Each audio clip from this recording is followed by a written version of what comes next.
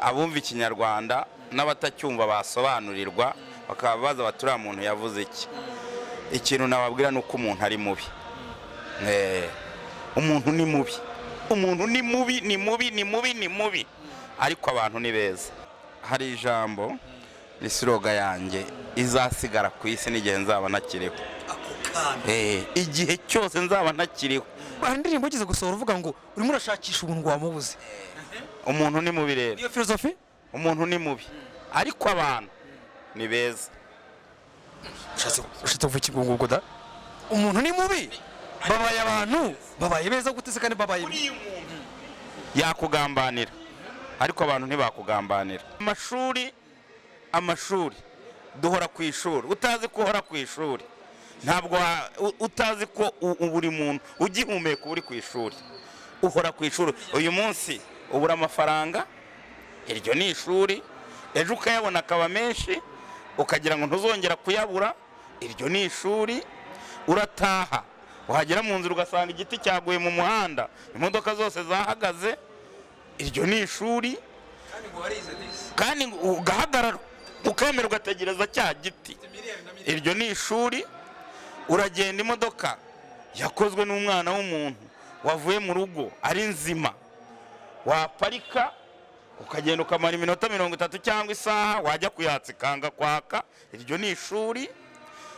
Mu bitaro umuntu arajya mu bitaro akaryama agasinzira cyangwa se akarwara akanapfa, iryo ni ishuri. Rero duhora ku ishuri. Igihe cyose turi hano ku isi turi ku ishuri. Nta muntu ukwiriye kuvuga ngo nize amashuri ngo mfite ngo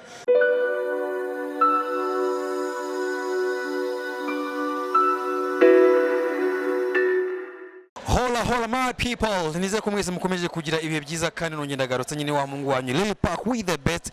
Nize ko babyeyi mwese mukomeje kugira umunsi mwiza, abana banyu, aba papa banyu, aba mama banyu, nyine mwese mbifurije umunsi mwiza ndetse n'urugiko muri rusange kabisa. So najye muri byinshi rero uyu munsi ndi kumwe n'umustar nk'ibisanzwe nyine hano kuri Legacy TV. Murabizi ko tubazanira ibihangange baba barakoze izina kandi babikora byarabaruhije, kuko akenshi batanga ubuhamya bakinspiringa abantu nyine. So ntabwo twabyihererana nyine, barakubwira ngo n'abari beza ngubu batangiye batari beza ariko ngubu ni beza by the way. So ngayo ntabwo nivuge n'izina rye wenda cyane n'abatarivuze ndakeka ko namutamuze by the way. Ndiravuze ko nababwiye ko nitwa Nipha with the best. Umusaza nakwakire cyane. Urakoze cyane. Neshanu gutya cyangwa oya ni gutya. Ziracyari gutya se? Ariko bakajyana no gutya bagapfunyika bikaba ibi ngibi babyita kubishimangira. Kuko mbere twagira gutya muragacaho, ariko muri gushimangira. Okay, so mwabonye ni kabisa Mr. Ndimba. Amakuru yawe se? Amakuru ni meza ni ukuri kw'Imana, hatagize igihinduka akakanya ni meza pe. Unuvuga ngo hatagize igihinduka Imana munaho yavuga uti Imana rwo warakoze none turi kumwe nta gihindutse, ni ukuri kw'Imana. Ndimba nari ngukumbuye honest, nari ngukumbuye. Nzi ko wagiye nk'iburangewe wahise kandi jewe niko natekerezaga, ahubwo najyaga nkubara mvuga ntese naho ari muri babahungu bagira gutya bakambuka bagera hariya bakaba bagumye batavuze. Aragaragara iyi Nyarugenge ndanyirimo kandi nzanayigumamo. Ngomba kuyigumamo kuko igihugu cyacu ni cyiza, igihugu cyacu gitemba amata n'ubuki nk'uko babivuga, misozi igihombesha sobwo wayivamo ukajyayo. Kandi none ikindi kintu cyiza ngo yirirwa handi gatahe mu Rwanda. Kandi ahantu wirirwa gukora ibyo ukora byose, ariko ahantu ugiye kuruhushya uvuga uti ngiye kugira amahoro ni mu Rwanda. Nibyo gusa ubu ngubu nta nubwo ikiharara gusa, iranahirirwa irahaba, iba mu Rwanda permanent cyane. Ndimba kuri tsiri zawe ngira ngo Miguel mbabari amfashe neza here ku kirenge cyawe kabisa, ndabona hirukira neza nyiri wayibone. Air Jordan kabisa ku ipantaro rwose ifashe ku mavi, poche bombe zigezweho hejuru ku ishati nziza igezweho, Inisteri DJ Khaled, umupira mwiza kuri Chenette, ku kintu cy'ikiroso, ku kintu cy'ikirinete, kuri penke n'ukuru kw'Imana. No impamvu mbaje kwisa bino nicyo navuga. Miguel isa yizuminge neza. Ubwo mu biciro ndaza kumubaza mbwire impeta yo ni ibisanzwe nyine naho hose nyine. Yes, Mr Ndimbati njyana mbere njyaga ngo je interview mbwira ngo muze Ndimbati, ariko ngo njyewe sinzi ugana usigaye ujya kwikoresherezamo. Ubu ngubu wa mugani uzi ko ujya muri primaire wakwiga. Buriya hari ijambo ni sloga yanjye izasigara ku isi n'igihe nzaba ntakiriho. Igihe cyose nzaba ntakiriho ntabwo bizavaho, byose birashoboka. Igihe cyose uzaba ukiriho ntabwo bizavaho, byose birashoboka. Ubwo naba ntakiriho byose birashoboka. Ibanga ni irihe sasa? Nuko byose bishoboka, byose birashoboka. Ushobora kubaho ukabaho ugakomeza ukabaho wanapfa ukabaho. Ndimba, kugeza aho uhagaze ubu ngubu uhagaze mu madolari angahe cyangwa se mu nyarwanda angahe mu myambarire yawe? Mbo wari ubajije ngo mpagaze amadolari angahe imyambarire yawe, ariko ntabwo mvuze ubuzima bwawe. Mu myambarire ntabwo ngiye kwitaka, gusa ndagerageza nkumva nakambara nk'abandi, kuko nanjye n'ibyanjye nanjye naberwa.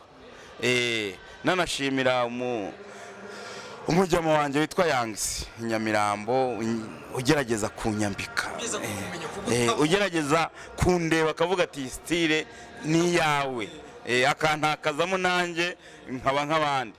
Yangsi rero ndetse n'ubita Murinyo bajya bandeba bakaba batariko uyu mwambaro waba ari uwawe, nanjye nkavuga nti bahungu banjye ntabwo nzabatetereza.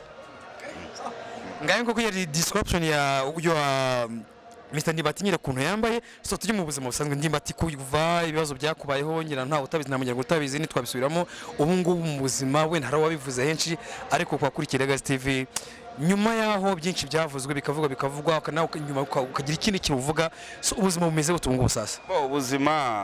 Ubuzima buriya iyo ukiriho ugihumeka uba ufite ubuzima.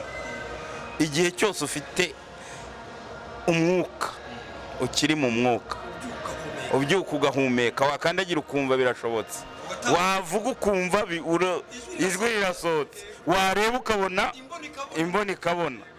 Ibyo byose byose mbikubira mu kintu kimwe, ibiba byose birashoboka, byose birashoboka man, byose birashoboka.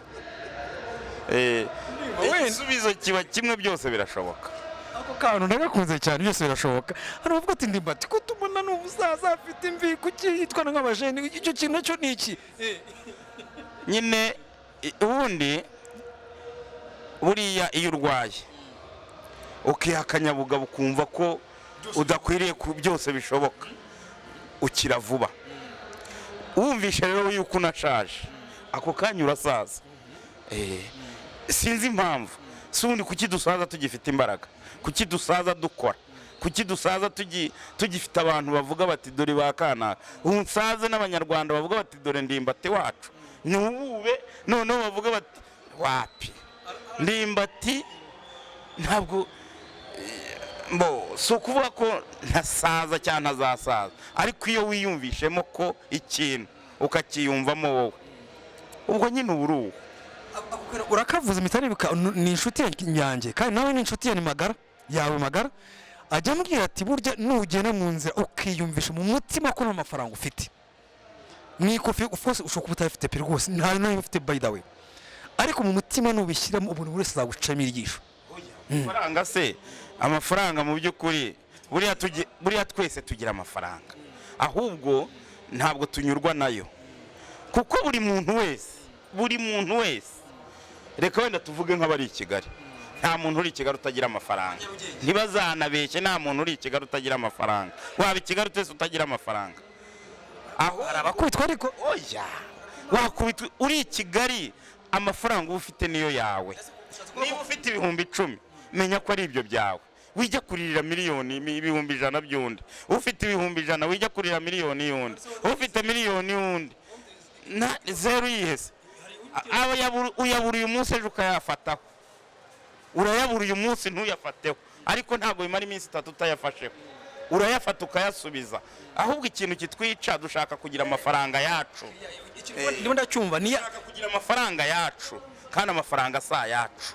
Amafaranga ni ay'abantu rusange. Amafaranga aguma muri sirikare. Uyu munsi nkaba ndayafite, narangiza nkayasohora, n'undi akayafite, tukayazenguruka, nawe akaza.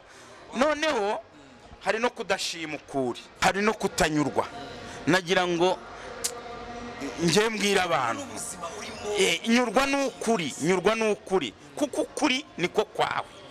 Uko wowe umeze niko kwawe, nuko umeze niko kwanjye, n'uriya uko ameze niko kwe. Wijya kurwanira uko ameze. Haranira kuza unsanga, kuko nubwo waza unansanga ushobora nanjye, kuko mfite abo nsanga. Urugendo rero duhora ku ishuri, tuba turi ku ishuri, duhora ku ishuri. Njye ntangazwa n'abantu bavuga ugasanga urabaza, ubwo nagira ngo utaza kubimbaza ngo wize amashuri angahe. Wize amashuri angahe? Amashuri yahise, amashuri ko duhora ku ishuri. Ntabwo turarangiza. Nta munyamakuru ugeze ubaza Yesu Kristo w'i Nazareti ngo yize amashuri angahe, kandi ibitangaza akoze. Si n'ibitangaza, amashuri duhora ku ishuri. Utazi ko uhora ku ishuri, ntabwo utazi ko buri muntu ugihumeka uri ku ishuri. Uhora ku ishuri. Uyu munsi ubura amafaranga, iryo ni ishuri. Ejo ukayabona akaba menshi, ukagira ngo ntuzongera kuyabura, iryo ni ishuri. Urataha, wagera mu nzira ugasanga igiti cyaguye mu muhanda, imodoka zose zahagaze, iryo ni ishuri. Kandi ugahagarara ukemera ugategereza cya giti, iryo ni ishuri. Uragenda, imodoka yakozwe n'umwana w'umuntu wavuye mu rugo ari nzima, waparika ukagenda ukamara iminota 30 cyangwa isaha, wajya kuyatsa ikanga kwaka, iryo ni ishuri. Mu bitaro, umuntu arajya mu bitaro akaryama agasinzira, cyangwa se akarwara akanapfa, iryo ni ishuri. Rero duhora ku ishuri. Igihe cyose turi hano ku isi turi ku ishuri. Nta muntu ukwiriye kuvuga ngo nize amashuri, ngo mfite ngo za degree, ngo mfite za dogitora. Uracyari ku ishuri, kuko ayo mashuri nugenda ukayakoresha, uzagera mu bakozi uzaba uyobora, bazakubera ishuri, bazakubera ishuri. Bivuze ngo ishuri nijya rirangira, kuvuga ngo mfite PhD doctora, ngo ishuri rirangira iyo barimo bavuga, mbega iyo abantu baguterura, bakaguterura utumva, bakaguterura utareba, ntumenye niba harimo umwanzi wawe cyangwa gushinyagurira, ukagira ubwo nyine icyo gihe burya ubushoje amashuri, nta nukuri burya uyashoje. Hanyuma bakakujyana neza, bagenda barira bavuga ibigwi byawe, ubundi bamara kukugeza aho urangiriza amashuri bagahita bahindukira ngo bakagusigaho, bakakwerekeza ibitugu. Inshuti zawe, abana bawe, umugore wawe, ababyeyi bawe bafite, babandi b'ibihangange bagenzi bawe, bagahita bahindukira bakakwerekeza ibitugu. Burya amashuri abarangiye. Mw'abantu mwe turi ku ishuri, kandi byose birashoboka. Kanone keza cyane. So Ndimba, uvuze ku kintu cyitwa ishuri wamugare ko rirangira, wamugani bagusubije iyo wavuye, ni cya gitaka twize cyangwa se tuzi ariko aricyo twaremewemo. Harimo mu myaka umaze muri sinema, mu myaka umaze mu buzima busanzwe, niki umaze kwiga, niki cyagucaringinze wavuga wagira inama nk'urubyiruko, cyane cyane by the way, kuko uracyari urubyiruko by the way, kuko abenshi niba usanga bajya mu bintu ugasanga barahubutse ngo NDIMBATI. Nabwira abantu benshi, abumva ikinyarwanda n'abatacyumva basobanurirwa, bakaba baza baturiya muntu yavuze iki. Ikintu nababwira ni uko umuntu ari mubi. Umuntu ni mubi, umuntu ni mubi, ni mubi, ni mubi, ni mubi, ariko abantu ni beza. Hari indirimbo ugize gusohora uvuga ngo urimo urashakisha ubuntu wamubuze. Umuntu ni mubi rero. Iyo philosophy, umuntu ni mubi, ariko abantu ni beza. Ushatse kuvuga iki ngo da? Umuntu ni mubi, babaye abantu babaye beza gute se kandi babaye yakugambanira ariko abantu ntibakugambanira. Mushobora gushaka kungambanira muri batatu hakavamo umwe akavuga ati oya, ariko wowe uri umwe urabitekereza ukabikora. Umuntu ni mubi, umuntu ni mubi, abantu si bose, ariko abantu ni beza. Abantu ni beza pe, ariko buriya ukwiriye kwisobanukirwa ukumva ko utari umuntu ahubwo uri abantu benshi. bivuze ko ushatse gucarenjinga Tom na Deben bavuze ngo si beza, kuki batavuze ngo si mwiza? Abanavuga si beza bari abantu, kuki batavuze ngo si mwiza? Oya, bashobora kuba baravuga ko atari beza, wenda bavuga abantu runaka. Abo bavugaga bashobora kuvuga bati hari abo bahuye babi, ariko ntabwo bavuga ngo abantu, ntabwo bavuze abantu, baravuze ngo si beza. Si beza. Ushobora kuba bararebye ku ruhu, ushobora kuba bararebye ku misatsi, ushobora kuba bararebye ku bwanwa nk'ubu bwanjye, ariko njyewe filozofi yanjye ni uko abantu ni beza, ariko umuntu mubi cyane kandi byose birashoboka. Okay, reka tujye kuri kariyeri muri sinema yawe, kariyeri yawe muri sinema nyine. Ubu ngubu wakoze return cyangwa se comeback muri Papa Sava nyine, ubu bimeze gute, mubanye gute? Nabonye n'ama views rabaye menshi cyane, ukiva bimeze bite, mu bihagaze ntabwo nirwa kubisobanura feedback ukigaruka nkigaruka abantu bari bantegereje, abantu bari banyotewe no kongera kumbona. Ndahamya ntashidikanya ko episode ya mbere abonetsemo yagize views zikubye. Bivuga ngo rero ni ba bantu nyine beza, ba bantu beza bari bategereje, bakomeje views zirazamuka. Abo nibo bantu, ariko buriya hari umuntu wavugaga ati kiraje, akabivuga mu mutima ntanabibwire n'abantu ngo bamuhanure. Buriya umuntu ashobora kuvuga ikintu akakivuga mu mutima ntanabwire n'abantu ngo bamuhanure nawe bamuvure abo umuntu. Hari indirimbo nayo mfite irahari, sindi kubona umuntu. Ese umuntu ni nde? Niba kwa gatanu icyo giha niwe kimihurura, umuzungu cyangwa umuntu ni umwirabura? Ese umuntu ni umwana cyangwa umuntu ni umusore? Se umuntu ni umugabo cyangwa ni umugore? Se umuntu ni umukobwa cyangwa ni umusore? Ese umuntu ni nde? Ndimba, hari umugani uvuga ngo utarane gugaramye ngagira ngo ijuru riri hafi.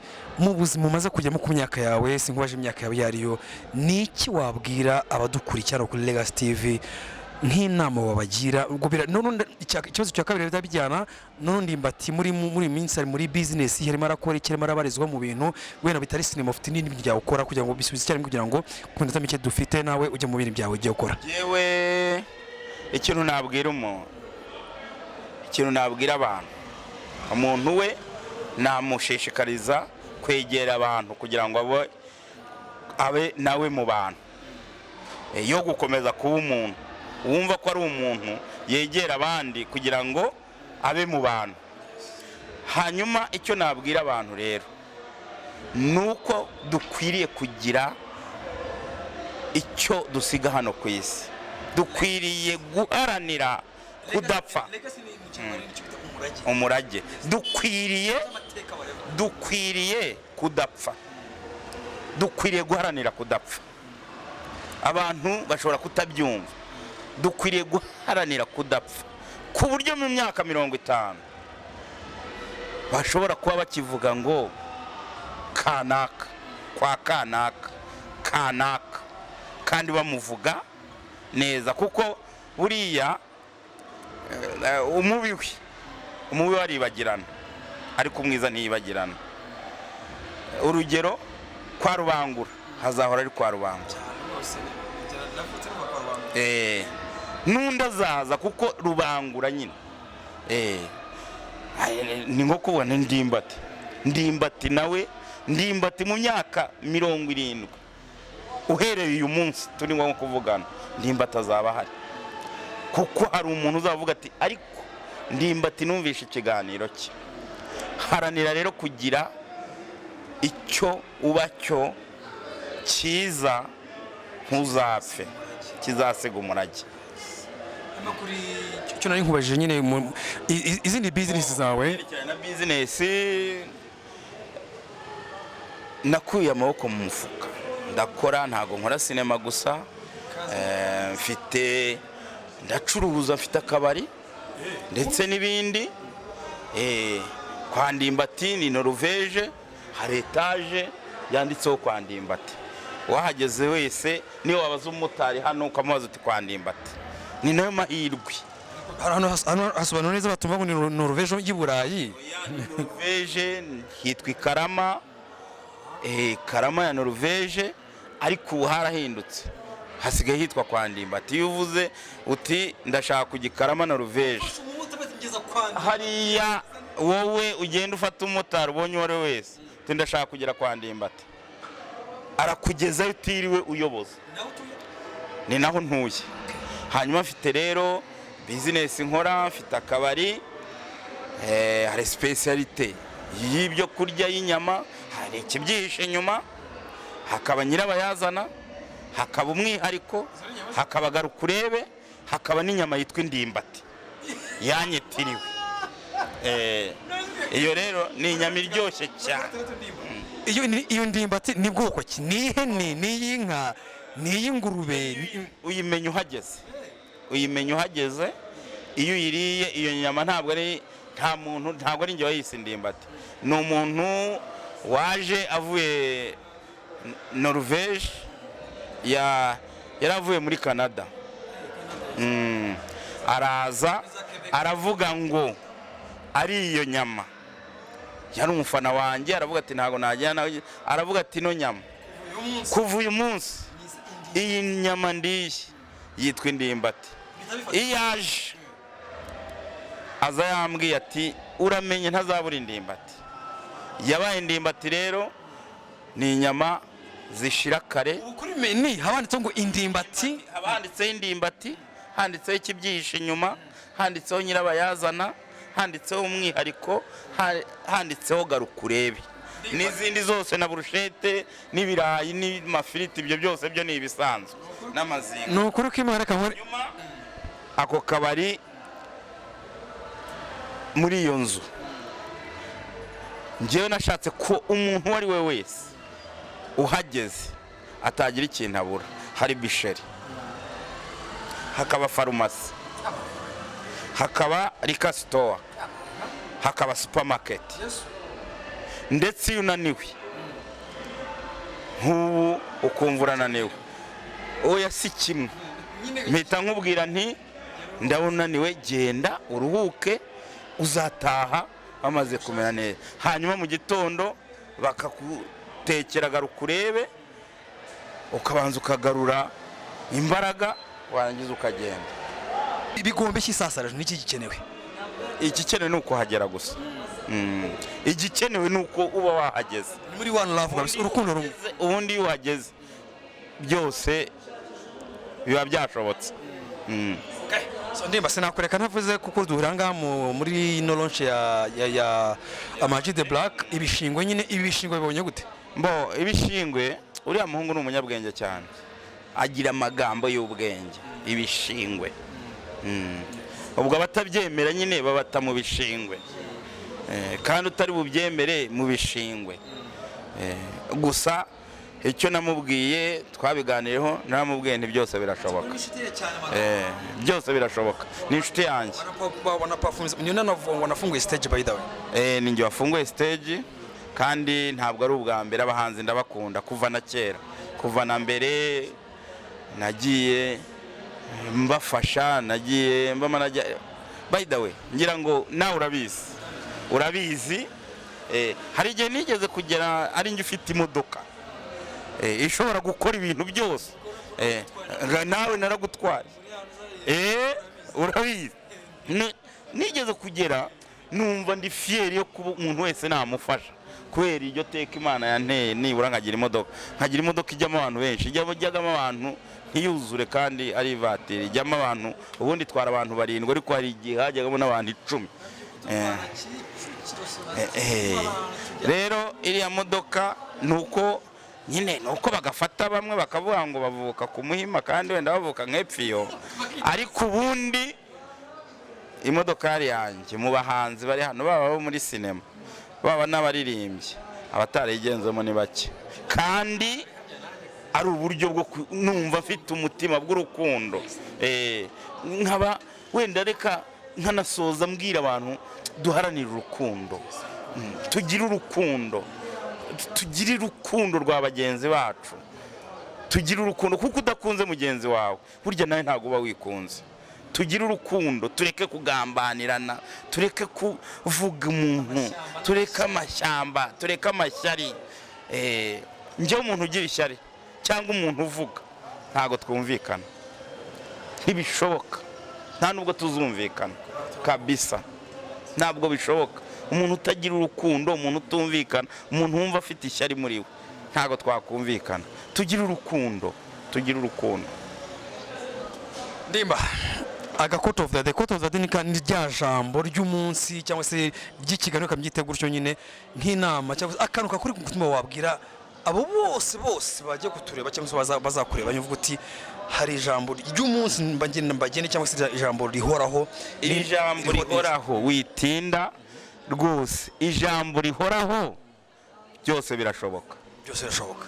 Amen. Asante sana. So you guys, mwamubonye bamwita Ndimbati kabisa, atubwiye amagambo y'ubwenge menshi cyane kabisa. Ubwo nawe ntari niba aricyo wakwimo gikwemo nyine kumvira abagukuruta nyine nibyo kintu kiza cyane, kandi baravuga ngo never judge a book by its cover. Lil Pac with the best, tuzongera ku munsi w'ejo.